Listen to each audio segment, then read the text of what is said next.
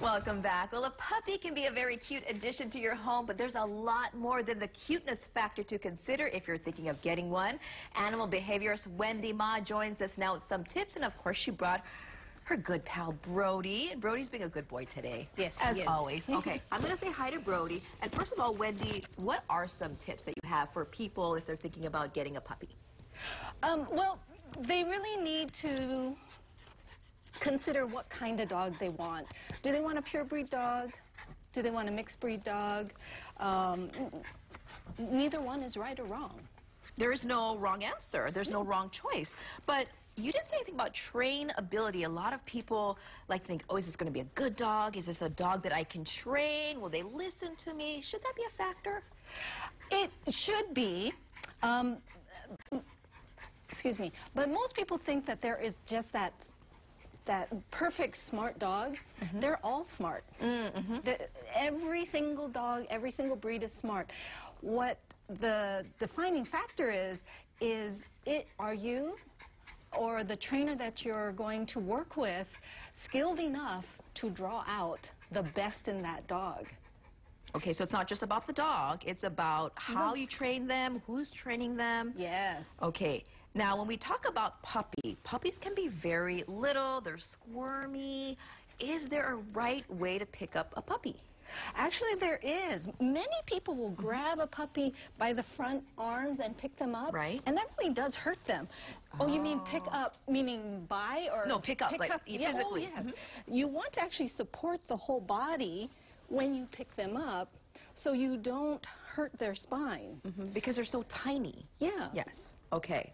Now, we do have a picture we wanted to show of a family with a little puppy. There they are. Can you explain more about this family in this picture? Well, this is a client of mine and a friend, and he had already chosen his breed.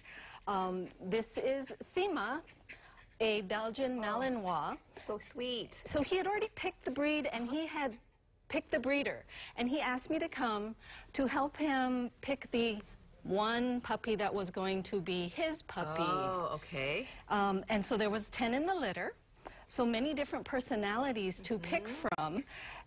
He had decided most likely he wanted a male, so we narrowed that down, and there were 6 males, and then we narrowed Sima down from the 6 males. Is it just according to what you like? Because some family members or some people might like a more playful one. Some might like some that are more calm. Is that how you choose? Absolutely, absolutely. You have to make sure that the activity level of the puppy matches the activity level in your family. So if you're a very active family, you don't want the couch potato dog. You're not going to be happy.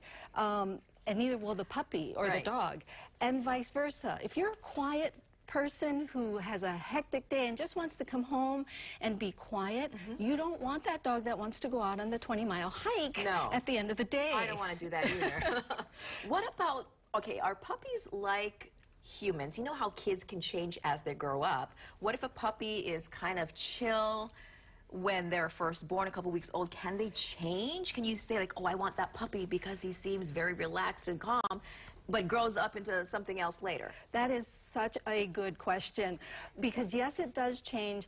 And actually, Sima's dad went and looked at the puppies multiple times, not just once, because you're only getting a snippet in time when you only go visit once.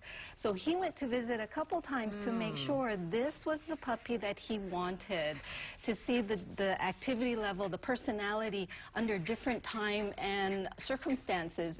You know, maybe the puppies were just fed the first time and more chill. Maybe they're waiting for a meal the next time he comes.